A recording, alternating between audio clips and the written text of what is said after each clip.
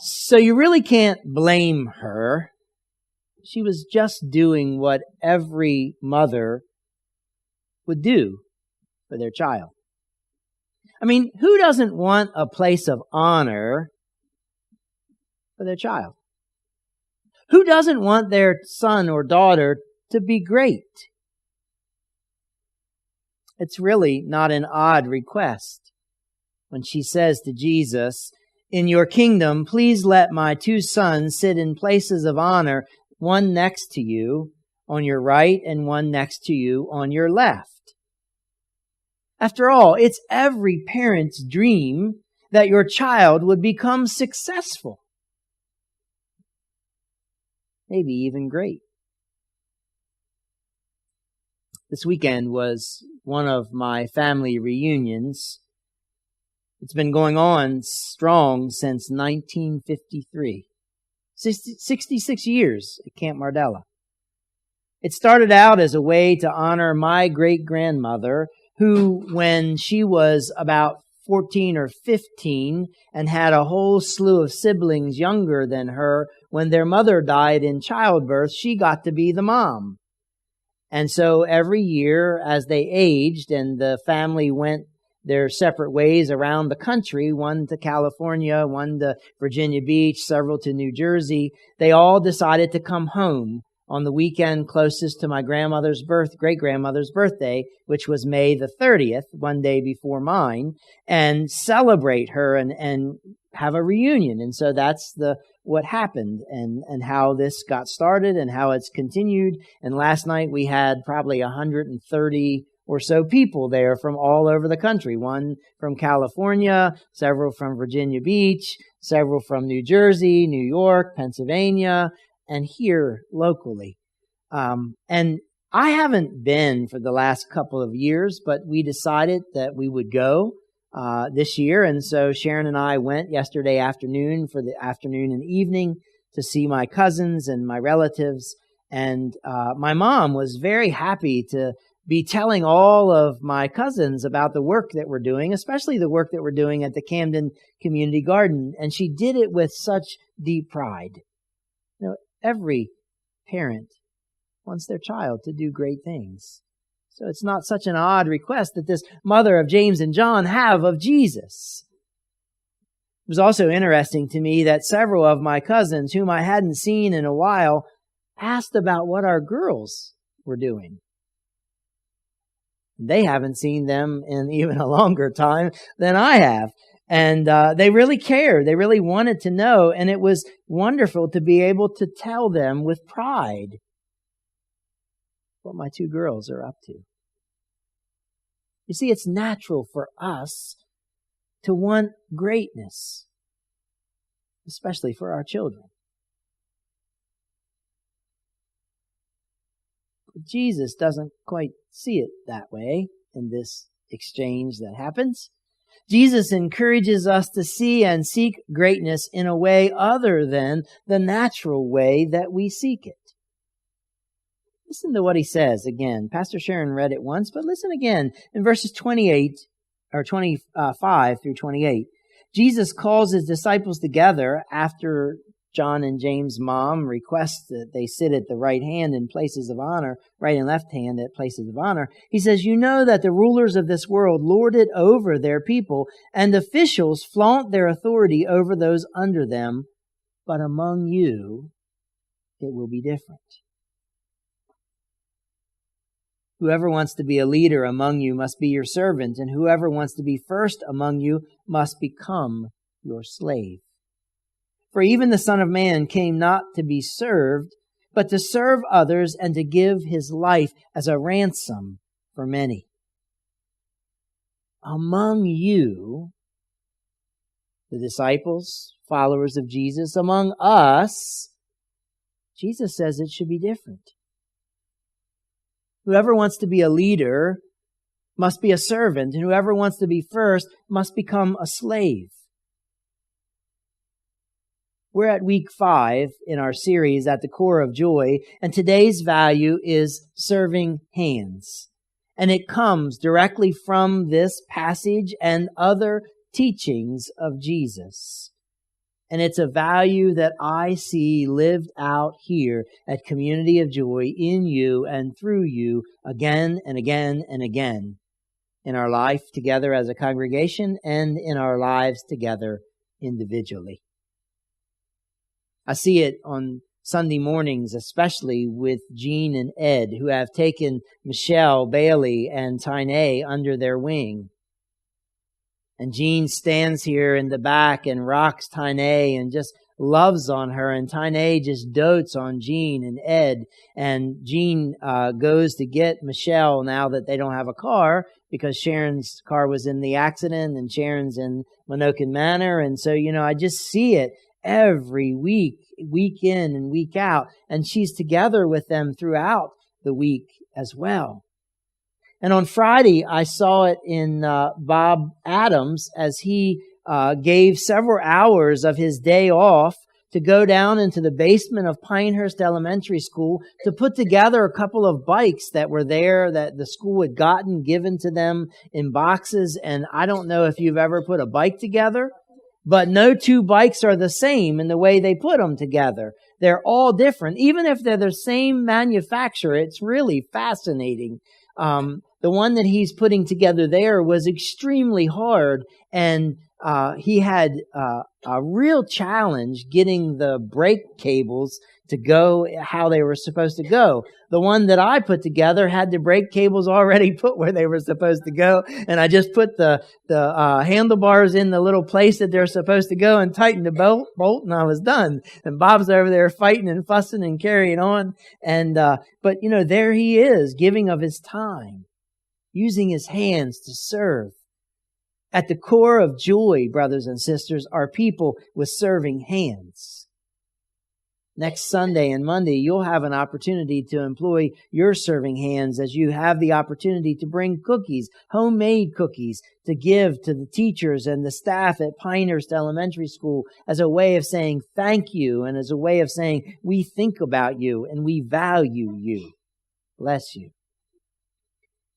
Now, there's several things to note about having serving hands, about finding greatness by serving others. The first thing is, it humbles you. It keeps you from elevating yourself. When you take on the role of a servant and you serve the needs of someone else, it makes them matter. And it makes you think a whole lot less of yourself. You see, living the life of a servant, having serving hands, keeps us other-focused. Putting the needs of others ahead of ourselves makes this world a better place. Think of how different our world would be if all of us would put the needs of others ahead of the needs of ourselves. If I would think of Cassie and Cassie would think about me instead of me just thinking about me and Cassie thinking about her, it would make the world a whole lot better place. In the first service, Willie was sharing where he had seen Jesus this week, and he said he was crossing the road by Lower Shore Friends, I think it was, I don't know, some establishment he was going into, and he said as he was crossing the road, there was an elderly lady that was crossing ahead of him, and she stepped off the curb and must have twisted her ankle and fell in the street. And he said as he was there watching this, he stepped up to help her, and there was this really fast red car that had turned in on the street and was not acting like it was going to stop. And he said, I'm standing there waving at this guy to get him to stop. And when he finally stopped, he was just inches from the lady laying there on the street. And he had the nerve to stick out his head and cuss at them for being in the street.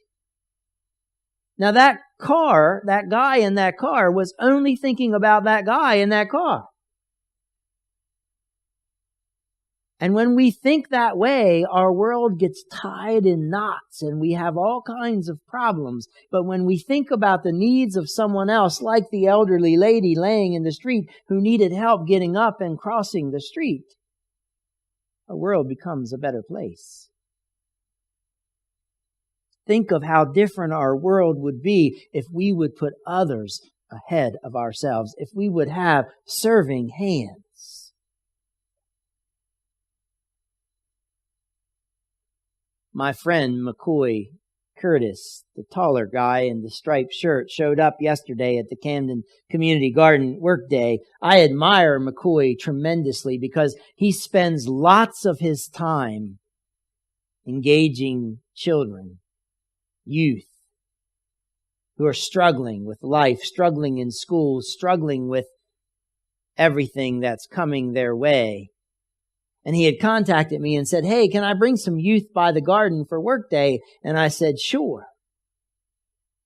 And they came, and he got his hands dirty, and he showed them how to work and explained to them about the garden and what it does and how it's helping people. And those young men enjoyed getting their hands dirty and doing what they could. And then, as you see, they enjoyed picking strawberries.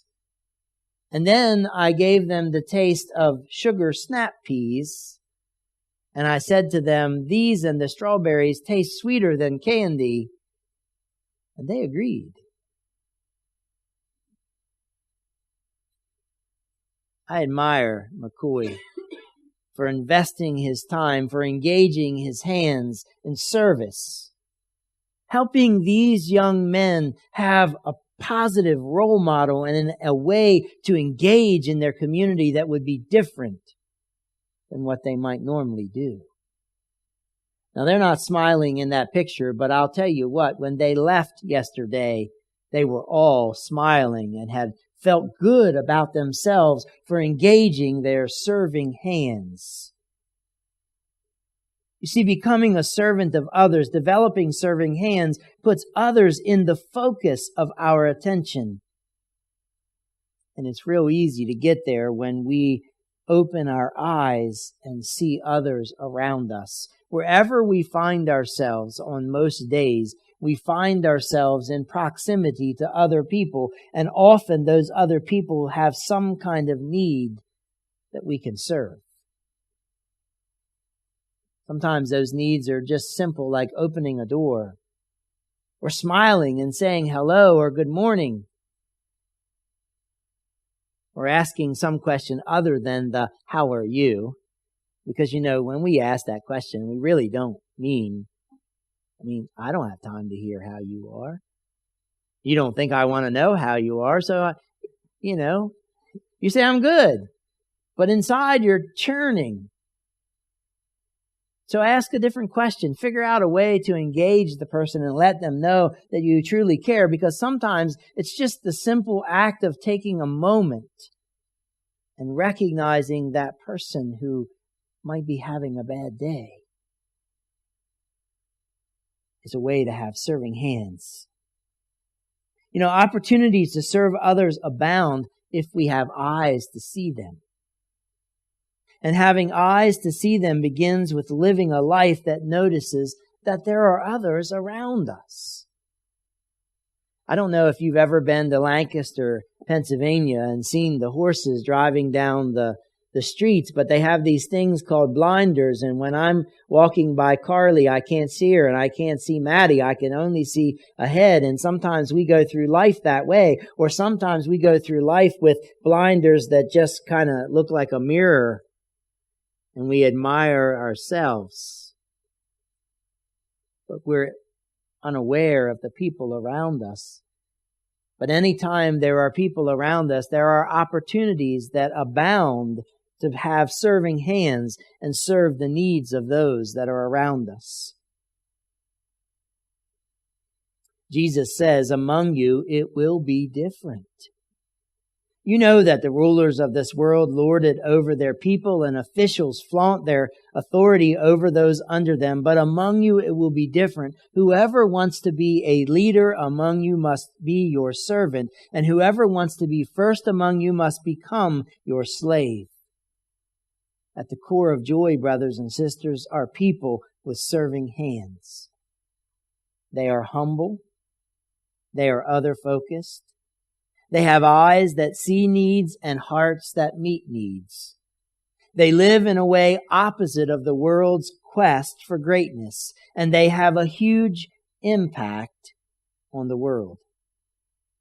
Yesterday, at the end of the workday at the Camden Community Garden, there were 2 people walking through the garden. They often do that. They come up Camden Avenue and they want to get to the other side of the garden. And instead of walking all the way up on the sidewalk to Newton Street and walking on the sidewalk down Newton, they cut through the garden. And so this man and this woman were walking through at about the time that I was walking around trying to make sure that all of the tools were gathered up and put away.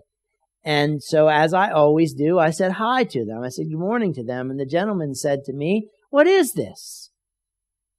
And so I explained to him what it was and what we were doing. And then he asked about the particular plant that was in the bed that was closest to us. And I said, "It's pepper plants."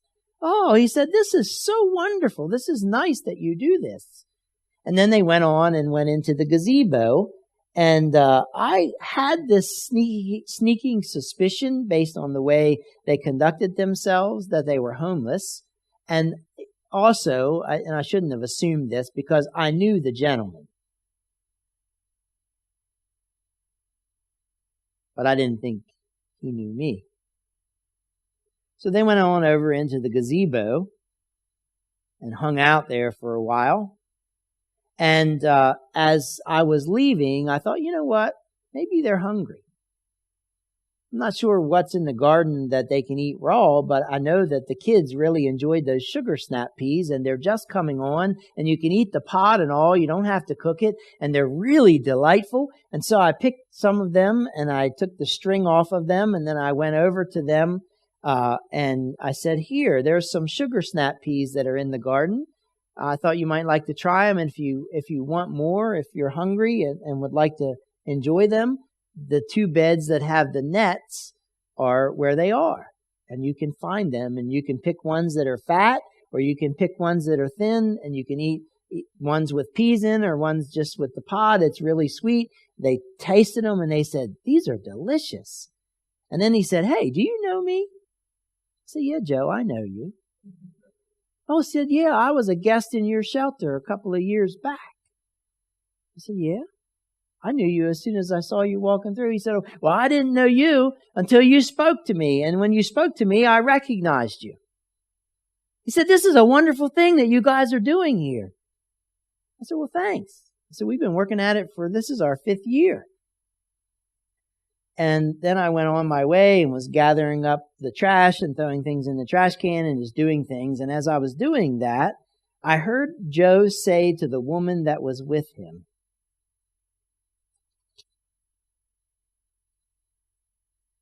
he said, "He has a really awesome church." Talking about me. He said, "They host the men's shelter. And they love on us. They feed us so well. And they treat us like people." That's what he said. I was glad I was close enough that I could hear him say that to her. And my heart soared. What a beautiful testimony of you guys. Of people who are living the core values. You know, core values are to be lived. They're not words on a wall or on the web or on a piece of paper. They're words that we're to live and embody in our lives and with our lives. And his testimony says that you are living them, that it's always Jesus, that it's people with open arms, with serving hands, who are found among the broken, who know that though our lives are messy, we're beloved. And that makes us a beloved mess. You see, Jesus says the rulers of this world lord it over their people, and officials flaunt their authority over those under them. But among you, it will be different. Whoever wants to be a leader among you must be your servant, and whoever wants to be first among you must become a slave. At the core of joy are people with serving hands who are humble, who are other-focused, who have eyes to see needs and hearts to meet those needs. And they live in a way opposite of the world's quest for greatness, and they have a huge impact on the world, and they experience great joy. Because I'll tell you what, when you have the opportunity to serve someone else, it brings joy, incredible joy. It was Tuesday night this week that I got a phone call from a number that I didn't recognize. And normally I don't answer those phone calls because usually, even on your cell phone, when you get a call from a number that you don't recognize, they're not calling for you. They're calling a whole bunch of people. But for whatever reason, on Tuesday night, I answered this phone call. And as soon as I did, I was glad I did. The young voice on the other end said, "Hey, Pastor Martin." I said, "Who is this?" And he told me, but I didn't understand what he said, but he knew who I was. And so I didn't say, "Who is this?" I said, "What can I do for you?" He said, "When's the next work day at the garden?" I said, "It's Thursday night, if it doesn't rain." He said, "Hold on a minute." And he went down the steps. I could hear him go down the steps. And he said, "Hey, Mom." And as soon as I heard Mom's voice, I knew that it was Dylan. And he said, "Mom, Pastor Martin's going to work at the garden on Thursday night. Can I go help him?" She said, "Yeah, I can take you there. Ask him if he can bring you home." I said, "Absolutely, Dylan. I can bring you home. Be glad to bring you home." He said, "Great. I'll see you Thursday night." Then it rained, Thursday night. So I texted him and said, "Hey, we're not working." He said, "Well, when's the next time?" I said, "Saturday." He said, "Okay, I'll see you then." So yesterday he came and he spent 2 hours engaged weeding with a neighbor down the street who we just met this year named Sarah Lee. And she was wonderful. She was engaging Dylan, and Dylan was enjoying talking to her, and he was asking her questions, and they were weeding. They weeded a whole bed, umpteen buckets of weeds I took to the dump yesterday from that one bed that had not been weeded all year. And we planted it. Dylan planted it yesterday. But at the end, when I said, "Hey, it's time to start cleaning up and going," he said, "Oh, man, already? I've had so much fun." He said, "When's the next time that we're doing this?" I said, "Wednesday night."